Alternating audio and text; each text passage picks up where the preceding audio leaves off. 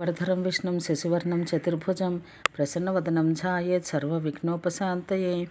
ఆచార్యుడు తొలిచటి దివసాన దేవాలయానికి వచ్చి దేవునితో, దేవశ్రేష్ఠ, రేపు నీ తీర్థయాత్ర జరపవలసి ఉంది. అందుకు అనుజ్ఞ ఇచ్చుటకై నీవు సర్వదా సమర్థుడవు అనగా అనుమతిని ఇవ్వవలసింది అని నివేదించి ఉత్సవ కార్యం ప్రారంభించాలి. 4 స్తంభములు కలది, అంకురములున్న ఘటంతో కూడినది, అలంకరించబడినది అగు వేదిక దగ్గరకు వెళ్ళి దాని మధ్య భాగాన స్వస్తికం ప్రతిమ ఉంచి తన కోరికను రాసి చిత్రములపై స్థాపించి అధివాసం చెయ్యాలి. పిమ్మట విద్వాంసులైన వైష్ణవులతో కలిసి మూలమంత్రంతో ప్రతిమ అవయవాలకు నెయ్యి పూసి రాత్రి అంతా నీతిధారతో అభిషేకం చెయ్యాలి. దేవతకు అద్దం చూపించి ఆరతి, గీతం, వాద్యములు మొదలగు వాటితో మంగళకృత్యాలు నెరపి వేజనం విసిరి పూజించాలి.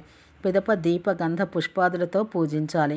పసుపు, కర్పూరం, కేసరంలో శ్వేత చందన చూర్ణం దేవతా ప్రతిమపైన, భక్తుల శిరస్సులపైన చల్లితే సమస్త తీర్థముల ఫలము లభించును. ఆచార్యుడు యాత్ర కొరకై ఏర్పరిచిన దేవతామూర్తిని రథంపై ఉంచి పూజించి ఛత్ర, చామర, శంఖనాదాదులతో రాష్ట్రం పాలించి నదీతటమునకు తీసుకుని వెళ్ళాలి. నదిలో స్నానం చేయించుటకు ముందు అచట వేదికను నిర్మించి ఆ మూర్తిని వాహనం నుండి దింపి దాన్ని ఆ వేదికపై ఉంచవలను. అచట చెరువు నుండి దాన్ని హోమం చేసిన పిదప పాయస హోమం చెయ్యాలి. వరుణదేవతా మంత్రంతో సమస్త తీర్థముల ఆవాహనం చేసి అపోహిష్టామ ఇత్యాది మంత్రములతో వాటికి అర్ఘ్యప్రదానం చేసి పూజించాలి.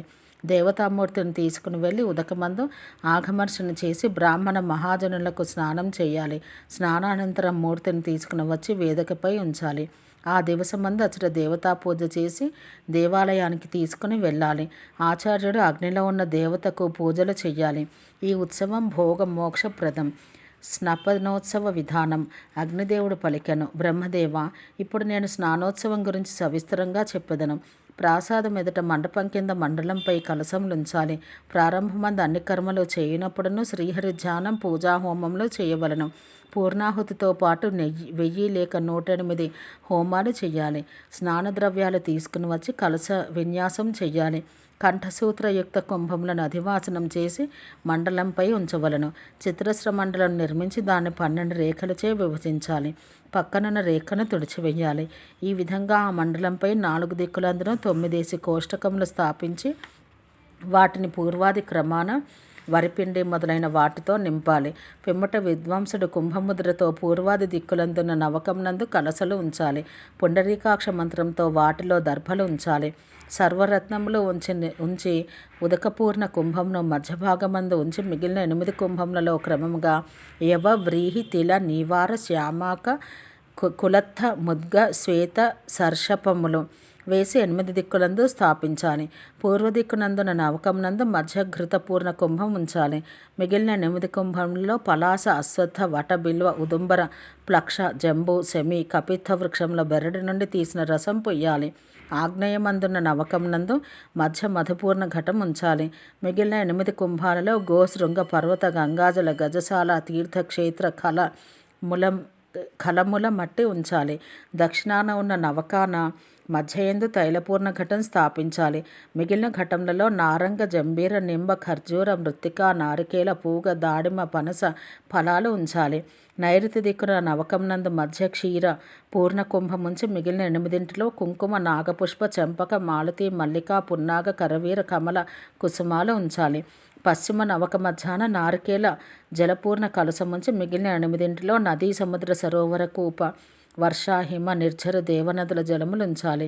వాయువ్య నవకమందు మధ్య కదలి జలపూరిత కుంభముంచి మిగిలిన 8 కుంభములందును సహదేవి కుమారి, సింహి, వ్యాఘ్రి, అమృత, విష్ణుపర్ణి, దుర్వ, వచ అను దివ్యౌషధులు ఉంచాలి. పూర్వాది సౌమ్య నవకమందు మధ్య దధి కలసముంచి మిగిలిన కలసములందు పత్ర, ఏలా, త్వక్, కూట, బాలక, చందన, ద్వయలత, కస్తూరి, కృష్ణాగురు సిద్ధద్రవ్యములు ఉంచాలి. ఈశాన్య నవక మధ్యంన శాంతి జలపూర్ణ కుంభం ఉంచాలి. మిగిలిన కలశములలో క్రమంగా చంద్ర, తార, రజత, లోహ, త్రపు, కాంస్య, శీసక రత్నములు ఉంచాలి. ప్రతిమకు ఘృతం పోసి ఉద్వర్తనం చేసి మూలమంత్రంతో స్నానం చేయించాలి. మరలా దానికి గంధాదులతో పూజ చెయ్యాలి. అగ్నిలో హోమం చేసి పూర్ణాహుతి ఇవ్వాలి. సకల భూతాలకు బలి ప్రదానం చేసి బ్రాహ్మణునికి దక్షిణపూర్వకంగా భోజనం చేయించాలి. దేవతలు, మునులు, అనేకులు, రాజులు కూడా భగవద్ విగ్రహానికి అభిషేకం చేయుట చేతనే ఐశ్వర్యాదులు పొందిరి. ఈ విధంగా 1008 కలశాలతో స్నాపనోత్సవం చెయ్యాలి. ఇట్లు చేయుటచే మానవుడు అన్ని అన్ని కామములు పొందగలడు. యజ్ఞ అవభృత స్నానమందు కూడా పూర్ణ స్నాన సిద్ధి కలుగును. పార్వతీ లక్ష్మాదుల వివాహాదులలో కూడా స్నపనోత్సవం చేయబడును. ఓం శాంతి శాంతి శాంతి.